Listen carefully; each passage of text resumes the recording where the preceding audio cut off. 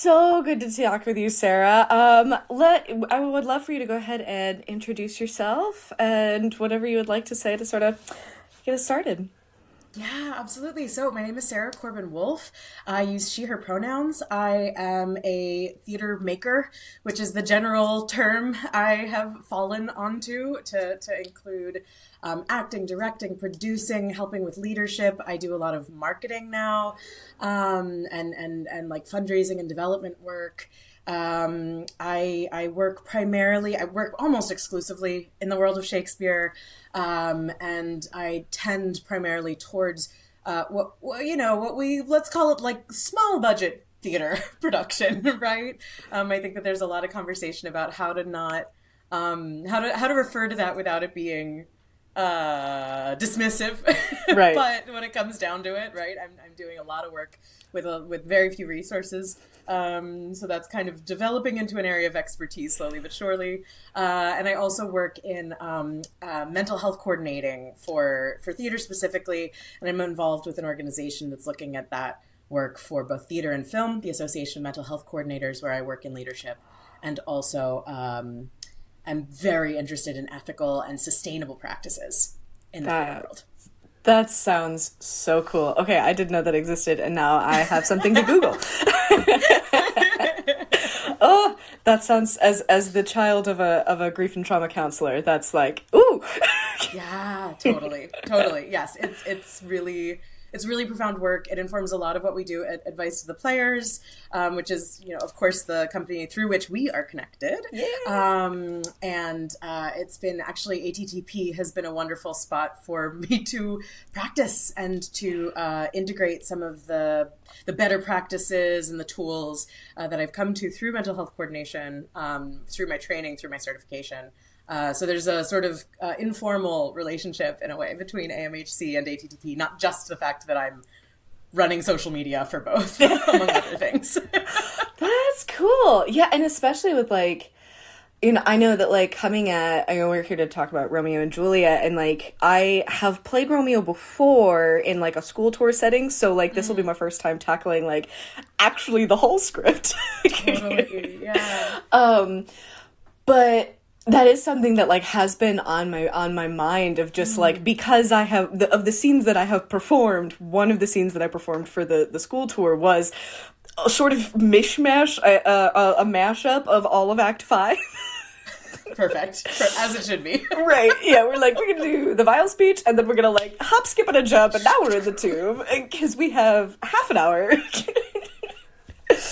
And that's been something that I'm like, I have gotten better at keeping a monitor on like how I am doing. I am getting better to listening to like what my nervous system is cueing me.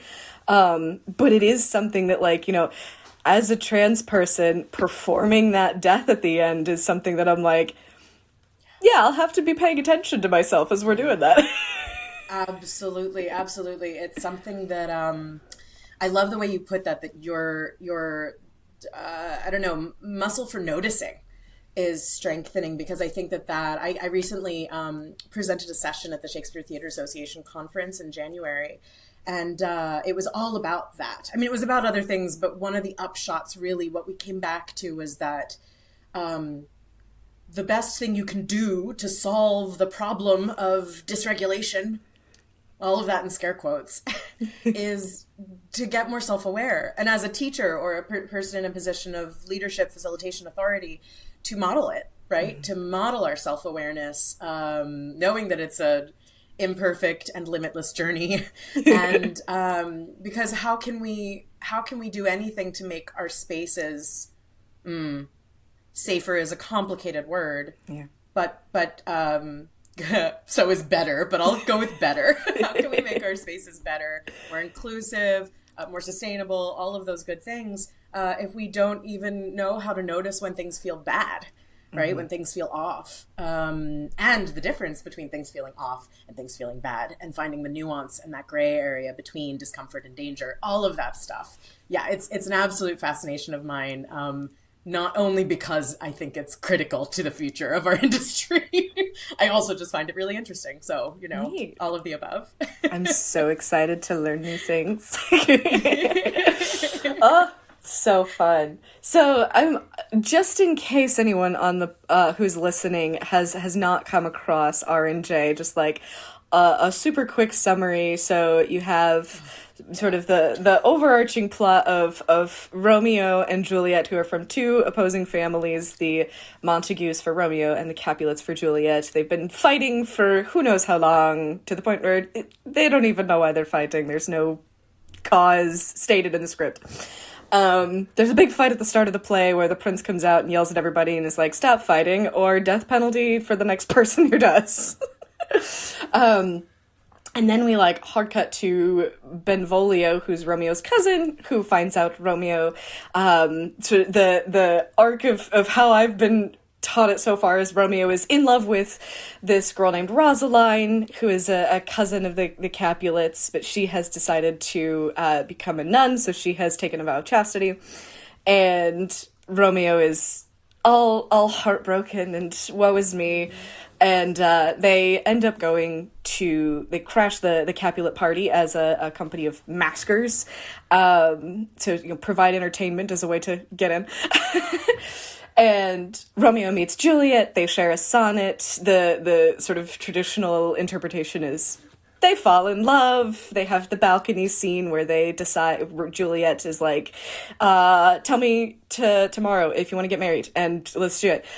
And they have a secret marriage. Romeo, before he can tell anybody, ends up finding his friend Mercutio, who's a cousin of the prince. Tybalt, Juliet's cousin, comes in challenging Romeo to a duel for slighting his honor at the ball where he met Juliet. Romeo, now being a cousin of Tybalt's, is like, but I don't want to. And Mercutio, being the Chaos Goblin that Mercutio is like, I'll fight you. Accidentally dies because of Romeo's intervention. Romeo then kills Tybalt, gets banished. Woe is me. Now 2 teenagers are upset and 1 is dead. Yep.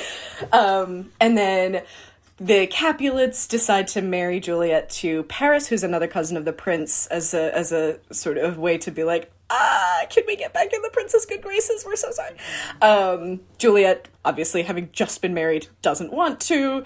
Huge family fight that goes poorly. Juliet goes to the friar, who gives her a sleeping potion to fake her death to get out of the second marriage. Romeo gets the wrong bit of information, thinks she's actually dead, runs to the tomb, fights and kills Paris, and then takes poison at her tomb. And then Juliet wakes up, sees Romeo dead, stabs herself with Romeo's dagger, and then the friar and Balthazar, who's Romeo's servant, basically have to tell everybody what happened at the end. Yep. Pretty much cover it? Pretty much covers it, and I'm so glad you did that instead of me, because that, I mean, it is like so many, let's see. Shakespeare is my whole deal. The stories are not exactly what you'd call watertight. Right. Right? I don't love Shakespeare for the plots, although I've grown far fonder of them, and the sort of innate chaos and lack of verisimilitude that reflects life, right? Yeah. There is something accurate about that. It is not the tight bow that I think we consider good writing now. But yeah, that pretty much covers it. That pretty much covers it. There's again, part of why I love Shakespeare so much, and my belief that, all of our stories can live in it. These works are such a container for almost anything we want to put in them, and yet we don't need to do much for them to feel profound, to be impactful. There are so many different threads to follow. I'm working on the cut of the script for our production.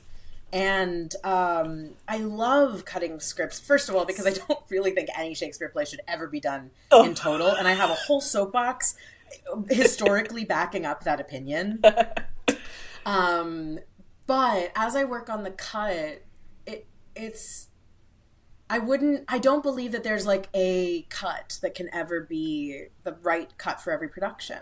Right. I also have the privilege to know roughly who my cast is as I make this cut. So I'm able to hear actors' voices in my mind as I weave together what I know of their work, what I know I'm interested in as a director, and sort of find that broader puzzle as I go, and see how it sort of starts to tug at certain threads. I bring that all up because Friar Lawrence. Well, I'm just fascinated by Friar Lawrence. We can talk about Friar Lawrence if you want to, but I don't. I don't want to sidetrack too quickly here early on in our recording. Yeah. Yeah, he's an interesting character because I have worked on R&J. I played Romeo for School Tour, and then I also played Gregory and the First Watchman at Ohio Shakes about this time last year. I would have been in the first couple weeks of rehearsals. That's wild that was a year ago. And just because of the mechanics of who was on stage when, I ended up spending a lot of the time in the green room with the actor playing Friar Lawrence. And we also bonded over stage combat because he doubled into the brawl at the beginning as one of the Prince's Guard, and he being one of the biggest people on stage, his role was to per the fight director, do his best Fezzik. Good. Perfect. And Yes. throw me, one of the smallest, over a wall. Amazing. So we worked really closely together, and it was interesting hearing his thoughts on Friar Lawrence. And then I ended up partway through getting kind of tossed in as the First Watchman. And so we had a little full circle meta moment because I happened to be the Watchman closest to him at the end of the play. Yeah. Kind of watching him just have this complete breakdown. Yeah, that's one of my favorite things when I'm doubling and making tracks. And there's actually going to be quite a lot of that. So my first venture directing, not quite a lot, there's going to be enough of it. My first venture directing was The Wars of the Roses. All the Henry VIs and R3 smushed together and then broken into two over the course of 2 summers. Oh my gosh. The first half I directed, of course, that's all the Henry VIs, not even Richard III to lean on. Right. And I had 18 people. It was the deep end, but it was an advice to the players where I feel that is, such an artistic home. I feel so supported there. I think it went quite well. But one of the things that I loved was the demand for doubling and getting really intentional about it. And it was so satisfying. And then I was able to carry that through, any of these history plays, I think, offer such a cool opportunity for it. But you can absolutely find it in other places as well. So we have a particular device in this summer's, in our Romeo and Juliet coming up, where there's going to be a single actor who picks up these very pivotal, though small roles, so that the audience and the actors have that sort of somatic experience of the same body showing up at these pivot points, at these hinges in the story. That's so cool. Yeah, doubling is kind of how I started with Shakespeare, as I was in Hoosier Shakespeare Festival and other sort of small companies where it's we have 12 people or we have 10 people, Mm-hmm. And it's fun to find those little through lines because you get whole other meta narratives on top that are just really fun. It's delicious. Yeah. But this is going to be my first time, and I have been talking nonstop about this ever since our callback conversation, because you're the first director who flat out looked at me and was I want to have you play an ace Shakespeare character of any kind. Usually I'm kind of figuring out where I can poke it in on my own. And so I'm so excited. So am I. Yeah. Yeah. So what drew you to the specifically working on staging an aspec Romeo? I'm just curious. Well, honestly, I am a straight cis gal, a queer. So it always comes up of where is my part as a director in telling a queer story? Right. And I think that while I can have my own ideas of what would be cool, ultimately I'm not necessarily, right now, I'm not interested in putting out a casting call towards that idea when it's really not my story. Sure. But however the chips fall with who shows up, hell yeah, bring it, right? So it hadn't been something that I was concretely thinking about until an actor I wanted to work with who brought this to the table showed up. Right? So well and truly, it's actor driven, which I think is an adjective I hope applies to everything I do. You know, my MFA is in acting. Like, I'm an actor.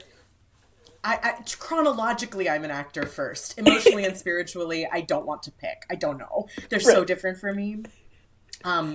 But as a director, I don't know where I'd be without the people who are showing up with the pigment, you know? And so I'm really interested in whatever that is in the space. My theater training is very much one of bringing your full self to the room, and bringing all of your stories. I had an amazing teacher over the years who shared the phrasing of, let's see, she was coaching an As You Like It scene and was talking about how Rosalind is borrowing your nervous system for the duration of this performance, right? So this idea of like, no, it's not just us. It is this character that is a different thing. And we can enroll and de-roll, again, for that sustainability, that mental health. But when it comes down to it, again, the somatics of it, like, it's my body saying this text and it's my body hearing what's coming at me. So all of that to circle back around, just because of you, just because, and any other actor that I would have been interested in working with, whatever they brought to the table as well, right? Which I think is again, coming back to the idea of like, what are my stories to tell? I don't know, but I want to facilitate whatever your story is to tell. Yeah. Yeah. I had, just like on a whim posted that reel of like writing from an Aero Ace Romeo's perspective. I was just like, yeah, sure. Yeah. Yeah, totally. Yeah. So you never know. It's absolutely true. You never know. And I think that just really speaks to the integrity, the value, the worth, the why not, the FAFO of putting yourself out there in a full way. And is every theater company going to be interested in that? No. Right? And will it, but I'm a big believer from my experience, like in business, that attracting the right customer is automatically going to also repel the wrong one. Yeah. And while that may not be the greatest profit margin, in the end, it's going to be the way forward. And so, if you just swap out customer for like, what artists do you want to work with? There is a lot to be said for throwing that out on the table for folks to contend with. And if someone's excited about it, cool. Yeah. Yeah. And it was, I think a part of why I had started being more vocal is because like I had, I'm 6 going on 7 years as a professional actor because I like to say that I face planted into professional Shakespeare right out of high school because it was a pure, like, I went to an audition because I wanted to learn what an audition was and walked out with a role. There you go. Listen. It was like, oh, okay. Yeah. And then fell in love with it. But I was like, I had worked at enough places and had been out also for long enough that I had started to like notice, okay, I'm having some of the same conversations. I'm having some of the same friction points. I'm noticing some of the same invisibilities. Like this particular part of me continues to like kind of fly under the radar for people. So like, okay, how can I be more vocal about that? And I also just have developed anytime I come up against a rule where it's like, one of the Shakespeare books that I have, there's a rule in it that's like, if there's innuendo, it is, if it sounds like innuendo, it is, and you have to play it as such. And anytime there's a you have to, or like, this is how it's always done, my brain goes, do I? That's very in the spirit of Shakespeare, in my humble opinion. Again, coming back to that historical soapbox that I'll avoid for as long as possible. Yeah. Can I swear? Yeah. Fuck it up. Like, fuck it up. I really, that is kind of my philosophy. And I say that though, like, I am the biggest folio nerd, and like I always say that, and I think I've actually worked this into my bio at this point, that my reverence for the text and the historical accuracy circles all the way back around to irreverence, because I think that the text and the history is rooted in irreverence. It's rooted in clown, it's rooted in improvisation and an ensemble getting creative together. So there's the edge of the soapbox. I love it. Yeah, so I'm like, what are you really like curious and excited to dig into? I know we still have a few months before rehearsals begin, so it'll be a minute, but yeah. Yeah, no, but I mean, I've been thinking about this forever. I mean, this story, before I was even into theater and acting, this story was a huge part of my life before I even turned 5, and certainly there and after.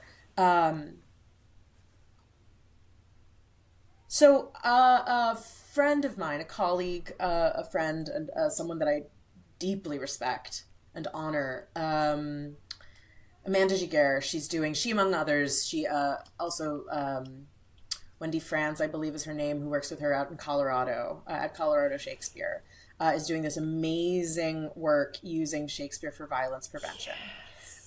Lucy Cuthbertson at Shakespeare's Globe in London is also doing similar work, different form and structure, but with that same idea of how can we use these stories to support the community and to very specifically address violence among youth, and violence meaning everything, the full range, right, from activity in the streets to bullying in the classroom.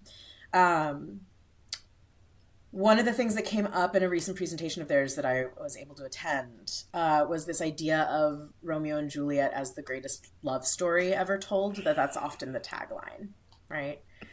And I mean, listen, depending on, like, again, who's saying the words, how they're landing, what's being highlighted, sure, there's some really, really profound stuff in there. And love, not just between the two, title characters, but love across everybody. And that is something that I'm very, very interested in, right, is that all the different forms that love can take, this word that it has a very heavy burden in the English language.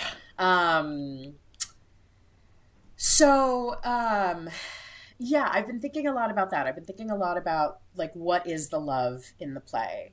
I've been thinking especially about, like, Tybalt, and in casting Tybalt, I think that, I grew up with the Zeffirelli movie of this, and like, delightful, what's his name, Michael York, right?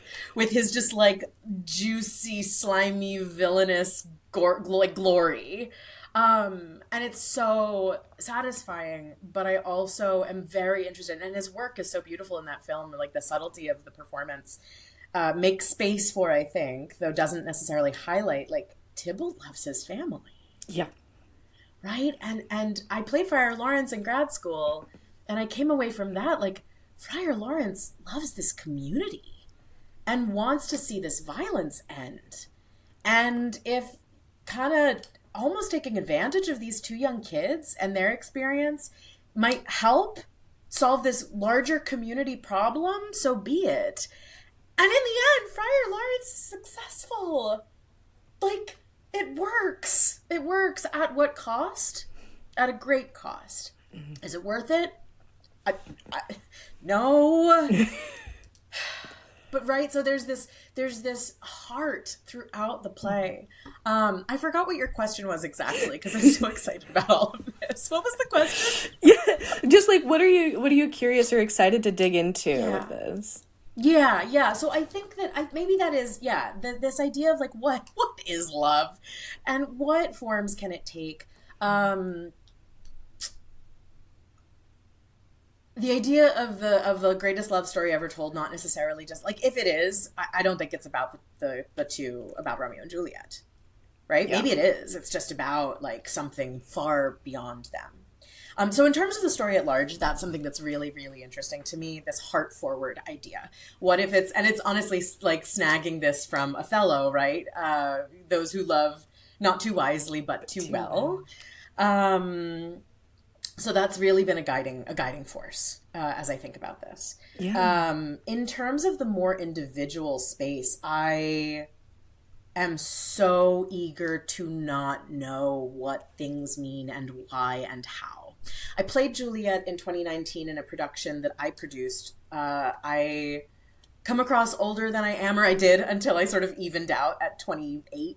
Um, but I have a larger body relatively to the beauty standard, and I wasn't getting seen for roles like Juliet, even though Juliet is wicked precocious and we don't know a thing about her body. So I just decided to put myself in that role before heading off to grad school.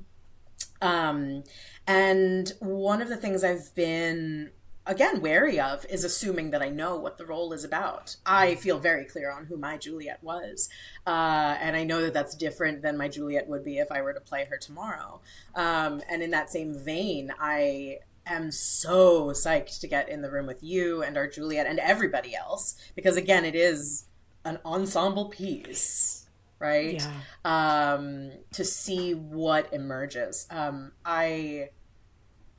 Again, being relatively new to directing, I like to come in with the threads I'm curious about and then sort of offer them to the cast to then tug themselves. Right. I'm not interested in knowing what's going to happen in that room, other than like making sure that everyone feels confident going into our first public sharing, right? That's like kind of my only priority if we really get down to brass tacks. But yeah, the heart forwardness, what love means, what it can be, what different shapes it takes, the multitudes of that word, and again, because I'm a huge language nerd, right? Like that's what drew me in is text and language, and then discovering how embodied it could become.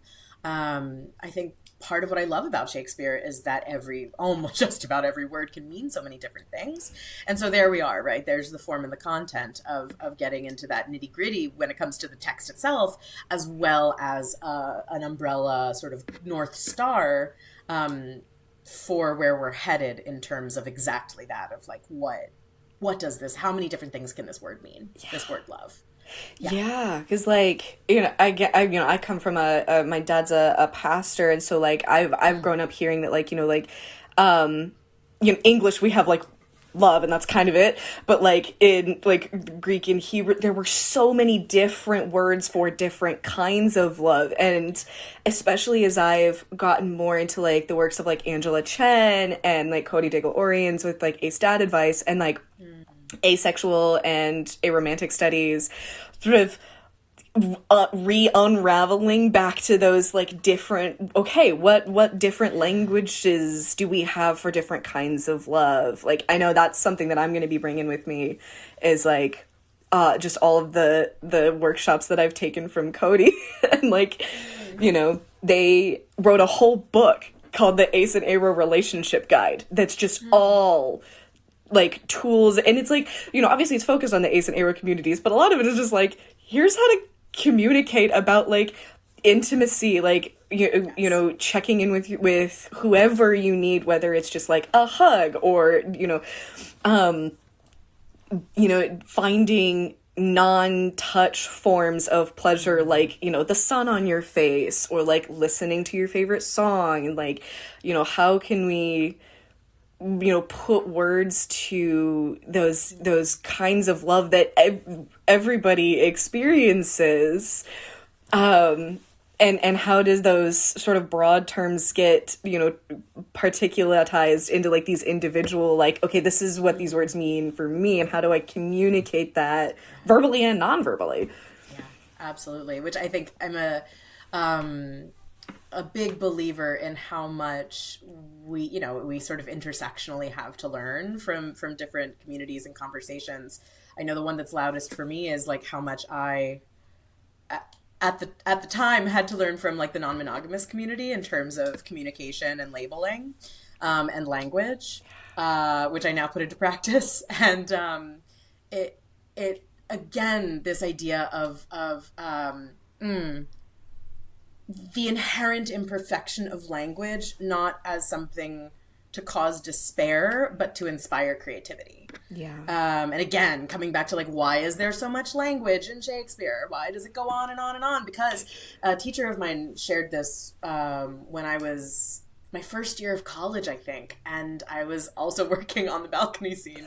And I was very adept at speaking the language as though it were my vernacular, which is impressive, but not a thing. Like it shows an adeptness. It shows a certain skill for language, but it wasn't actually very compelling or expressive. And finding that middle ground of sounding not like I don't know what I mean, but not like I know what I mean so much that it's just ordinary. Sure. Like it's a different thing, heightened text, right? It's beyond that. And this, this teacher offered a classic advice, which is just this idea that the character is struggling and trying to find the way to say what they feel, and no language will get there. I mean, that's why poetry exists, is an effort again and again and again and again, often about the same damn subject, to figure out how to pin down a thing that is unpin-downable.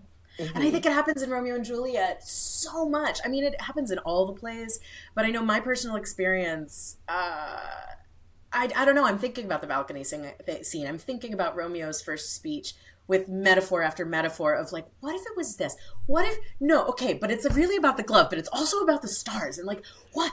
Like, it's just that like grasping and pulling and trying to find the right combination of words, none of which really mean anything, all of which mean a million things, to express something that's impossible to express. How cool. Right? Yeah, and it's been interesting. I actually like went back through like the cut that I have and I color coded. I have like green and purple for like the arrow and the ace flags that I've like highlighted pieces that are like sticking out of like oh, here. So basically every time the word love comes up in Romeo's text, I have right. But it's especially like holding Romeo as being like that sort of like high school age, and holding that with my memory of being in high school and just like trying to words for something I didn't have words for, and being like, yeah, sure, I'm interested in dating because like there's a person that I just like want to hang out with and like talk to, and then found out the hard way that, oh, that is not right. Hang on a minute. Yes. I'm like, I'm getting a lot of that from Romeo this go round, of just like, he's like, there's something that he's trying to get at, but he can't quite figure out, he's not getting the reactions he wants. Totally. Which also places this really new light, and I've been thinking about this, but haven't quite found the way to articulate it, speaking of, until now, but this idea of, because I've been thinking a lot about Romeo and Juliet. Wow. But the idea of like, our Juliet is not bringing the same identity to the role of Juliet, and thinking about them being young and figuring things out for the first time. I love the idea that there is friction between them, because there's friction between them. Like, you get to there's parts of the balcony scene where I'm always like, what is going on here? Like, it doesn't make sense. It doesn't make sense because it's confusing. Like, it doesn't. Like, there is stuff that doesn't quite land. Like, Juliet suddenly comes back and is like, all right, tomorrow, marriage. And I feel like, it's just kind of like, oh, sure, yes, I think, right? And that sort of, that there is a mismatch, because of course there's always, even in the most beautiful, healthy relationships, there's mismatches because we're two different people. So I'm so excited to find these two characters not as a merging into a blob as soon as possible, right? And for an unknown with a capital U to continue to live between them, as it does between all of us, throughout the course of the story, right? And I'm the actor playing Juliet, I've worked with a number of times. I've directed her as Joan and Richard III, and I am so psyched to get again into a space the three of us, and then of course the larger concentric circle, and the Venn diagram of the full ensemble, to start finding the questions that we might not answer by the end, but that we can live in throughout the process. Yeah. There's a Liesl Jensen. I got to, oh, you know. Oh my God. Wait. Like really short. Yeah. Yeah. Liesl rented my room from me when I went to grad school, and I bought my old bed. Oh my God, small Oh world. wow. It's the smallest of worlds. Yeah, yeah. I bring her up. Continue. I bring her up because I managed to get in like a virtual seat at the University of Toronto. Just did their early modern asexualities conference earlier this month, and Liesl was presenting. Yes. Yes. And she was talking about like playing Juliet as, you know, from an ace perspective, and I'm like, I could not take notes fast enough on her talk, and like her ace dramaturgies are living right at the front of my brain about like resisting the quote unquote inevitable, especially with Romeo and Juliet's relationship, living in the awkwardness, like letting it be messy, and playing the subtext under the words that were just not quite fitting. Yes. I love that. I love that. That's amazing. Yeah, I think Liesl and I crossed paths when I was teacher assisting at Shakespeare and Company when Liesl took the intensive. I wonder, yeah, that's amazing. God, I love the Shakespeare world. It's so messed up, and it's so gorgeous, and it's so good. Yeah, yes. I mean, the Victorians really did a number on us, right? I always come back to blaming the Victorians, and I think that again, they really sought perfection from things, right? And I've got a whole other soapbox about like perfection and capitalism and what's fucking us all up and all of those things. But I think that living. I mean, I'm always in everything I do, whether it's theater, whether it's my work in interior design, whether it's my work in tarot reading and teaching. Like, I'm always interested in folks walking away with some answers, but far more new questions. Yeah. Right. And I think that, I mean, even if we take the language away, I mean, what is more true than two teenagers, like, not quite, whether they come to discover like, this is what it was that was going on for me, or it was just awkward as hell, or like whatever it is, right? Like, that is such a true and deep experience. So, you know, as I think about, I know one of the topics that we mentioned was like audience reception. Yeah. I haven't been thinking about it much, in part because I just think that there's like an inevitable truth to anyone showing up to the story to tell it with their truth. Mm-hmm.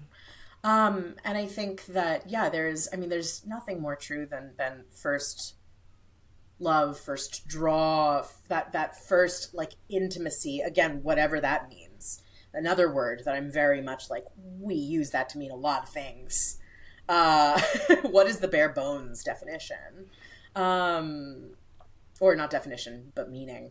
That there's gonna be something recognizable in that, I think, for everybody, regardless of, I mean, I even wonder, like, what do I want them to know? What do we need them to know? What do you feel that you would want them to know? Because I'm kind of a big fan of just putting things out there and going like, here. See what you think. I do think that, like, one thing that I'm excited about is, like, in presenting a version of R&J that is, like, I am very interested in it not being polished, in it being awkward, in the relationship not being this sort of idealized, like, and I know Shakespeare also pokes a ton of fun at the Petrarchan ideal of romance. Yes. Especially in R&J. But, like, I think that, like, allowing that relationship between the two of them to be awkward and to not be this idealized sort of like, oh, they just like are meant for each other and everything works, is a far more relatable story, and I think one that will, like, draw people in because they can see themselves more readily in that version of the story. Yeah, yeah. And I think what I love about that is that we don't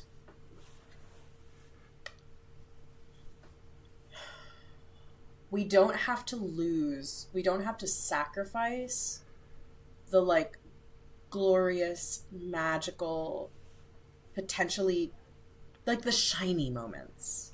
Because I think a lot of the time, something I think about a lot with Shakespeare production is that we simultaneously, the larger Shakespeare world, I think can fall into the trap of feeling like we have to be historically like accurate in like a really dowdy, again, more accurate to Victorians than to the Elizabethans way, or we have to innovate. And like, make it new, make it new, make it new, and like it's old. It's old. And I think that the innovate side can get really gritty in a way that starts to feel like it's more interested in being gritty than doing the play that's there. Right. And so I think something that I really, really enjoy playing with is like, where is there room for the sort of, oh God, for lack of a better word, like traditional moments of shine that transcend time, that always feel good, that always feel like whatever it is, like certain lines of text, right? I mean, my bounty is as boundless as the sea, my love is deep. Like that's always, I think, gonna have this thing to it. But to then also let it intermingle rather than be replaced by the genuine awkwardness of two teenagers trying to connect, right? Yeah. I mean, finding like all of the above. Yeah. And I think, again, I mean, I'm drawing a lot on like memories of how I went through high school, going like, that balance absolutely existed. Like, I grew up with the sort of like the feedback that I got from a lot of the adults in the spheres that I interacted in was like, even as a kid, oh my gosh, you have such a big vocabulary. Like, it's like talking to a 40-year-old is one that I specifically remember. And I was like, elementary school, middle school. And so like, I knew, because, my mom read me Shakespeare, like, before I was born. Like,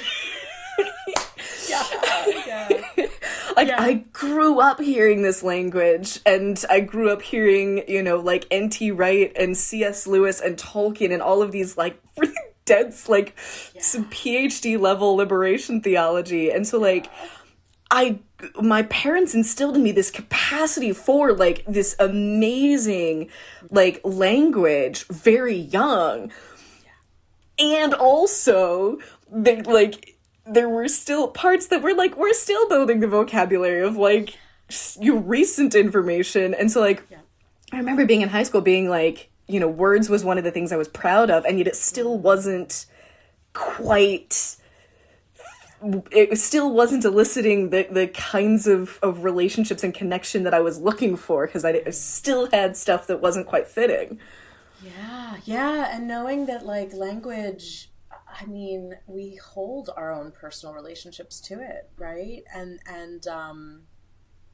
one of my favorite lines. Something I run into. Yeah, go for it.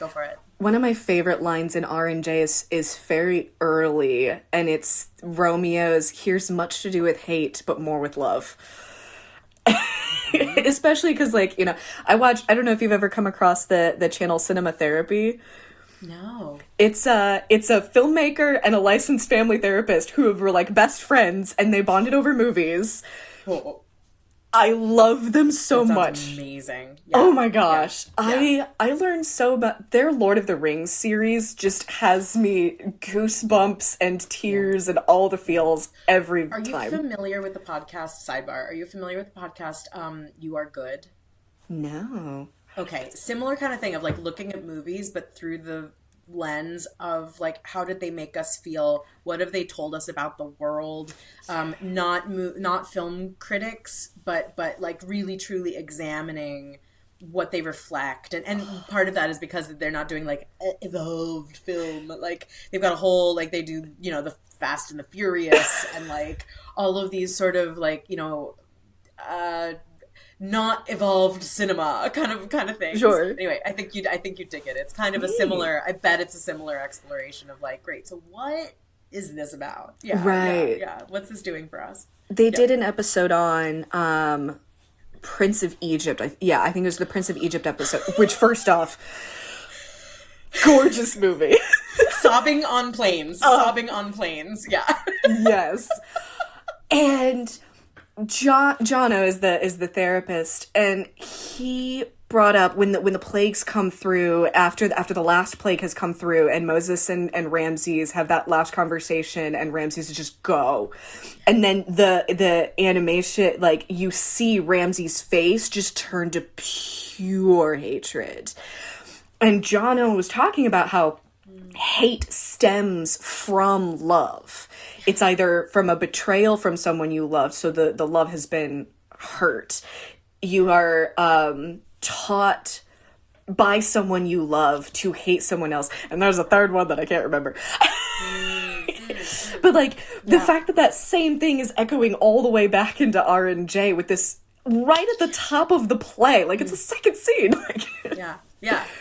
We like don't even know Juliet yet, right? Like, right. It's yeah. I think that is. I love that. And honestly, like, thank you for bringing that, uplifting that line, because I think that it does encapsulate in a lot of ways.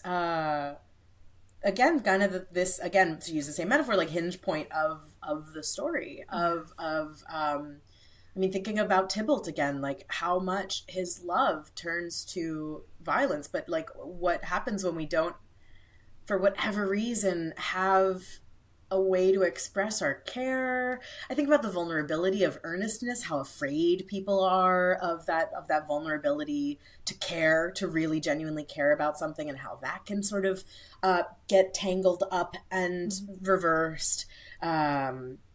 Yeah, I mean, again, coming back to the idea of like, why are they, what happened? What's the deal with these two families? No idea. No idea. But look how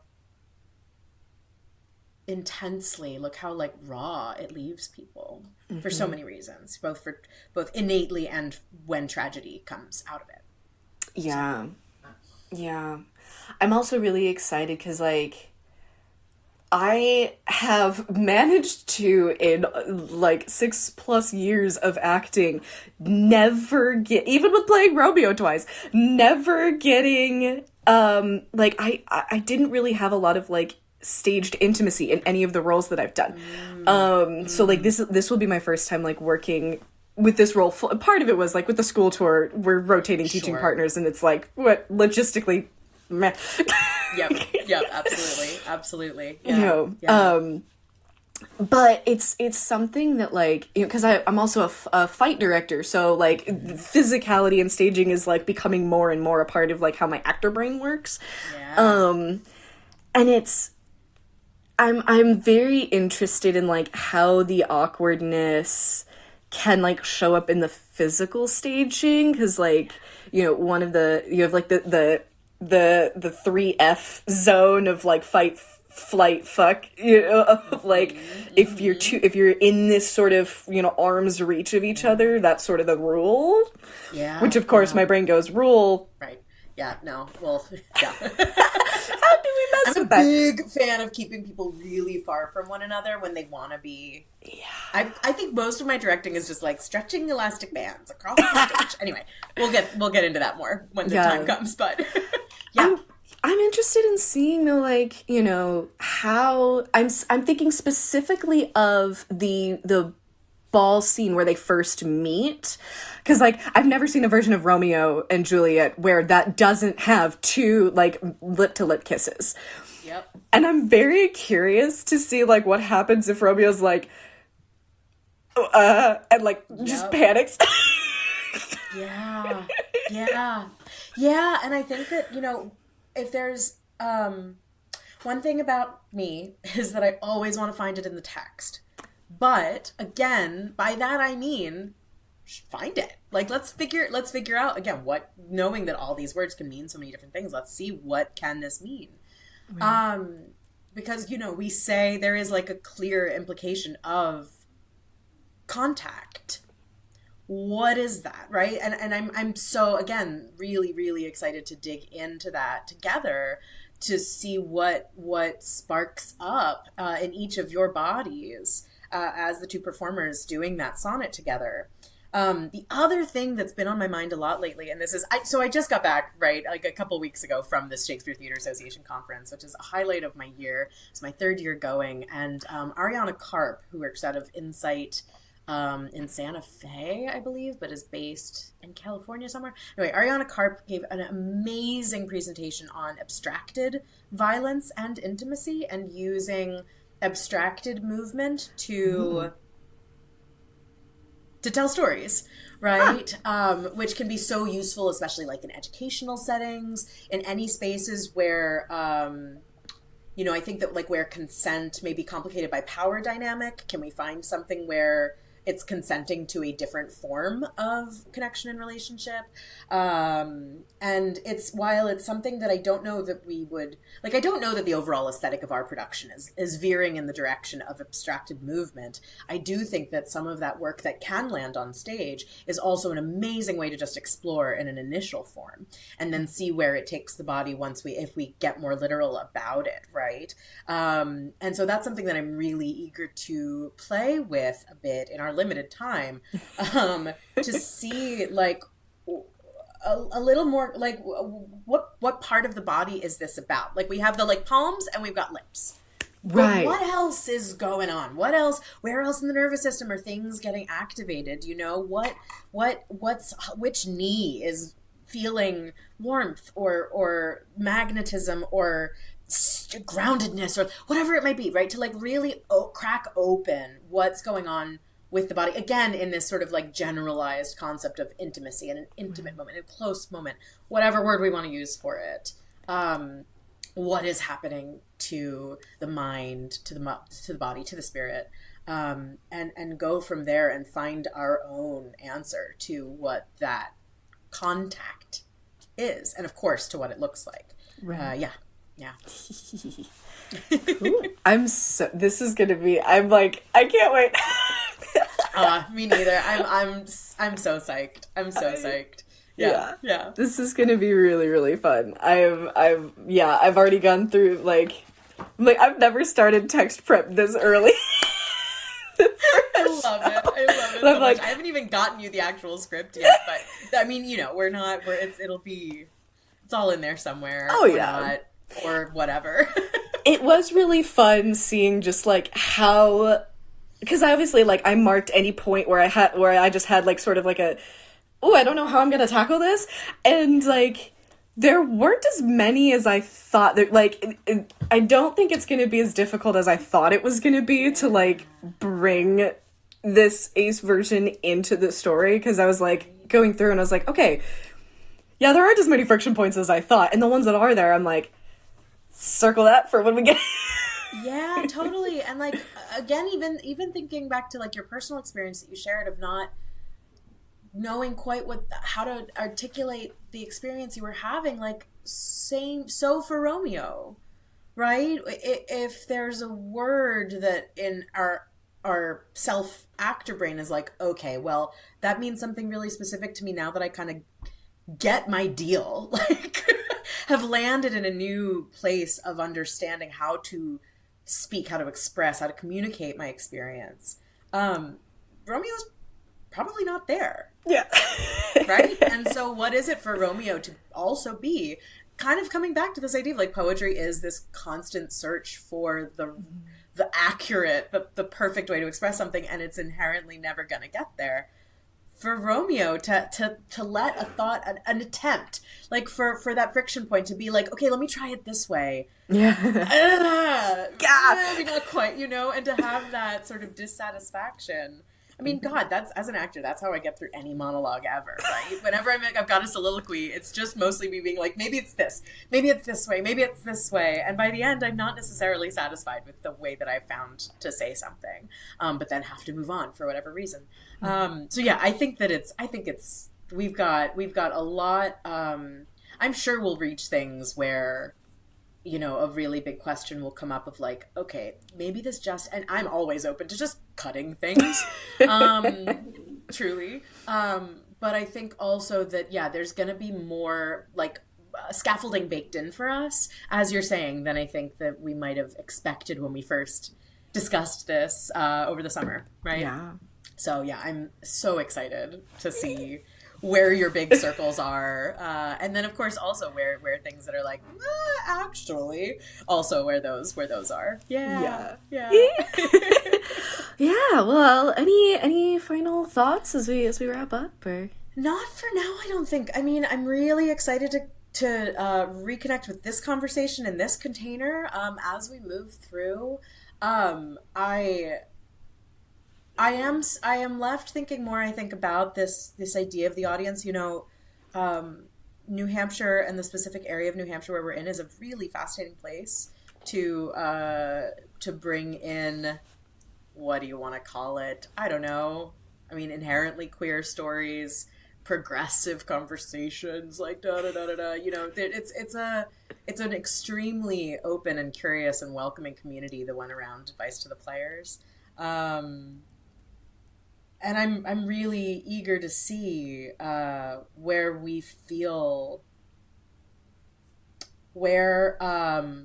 either ourselves individually as a group or owe to the audience overtness, I think is the word coming to mind, as opposed to just like, yeah, this is a story about people trying to figure out how to express themselves, communicate, connect, whatever the context. Yeah. And we'll see kind of where on that spectrum we fall, or where in that cosmos we land. Cool. But we'll find it together, and that's what I'm most excited for. Yeah. I cannot wait to meet the rest of the team and see what happens. And yeah, truly. Yeah. Well, yeah. Where can people find you and the show? Because I would love to. Yeah. Bring a bunch of people from out of town. Yeah, so it'll be taking place at the beginning of August in Sandwich, New Hampshire, which is out of the way, but beautiful and worth the visit. To follow along, you can find us at advicetotheplayers.org. That's where the company website is.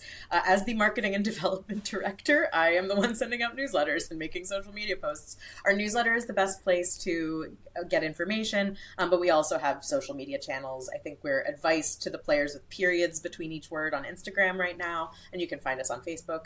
Myself, you can find me at Sarah Corbyn Woolf on Instagram. And I also have a website, sarahcorbynwolf.com. All right. I will link all of those in the description as well for folks. So, well, thank you so much. And thank you. I can't wait to revisit this later as more things develop. This is going to be fun. Yes. I'm sitting here wondering how many more questions and answers and questions will we have the next time we connect on this? Yeah. Right. Amazing. Awesome. Well, thank you so much. Thank you.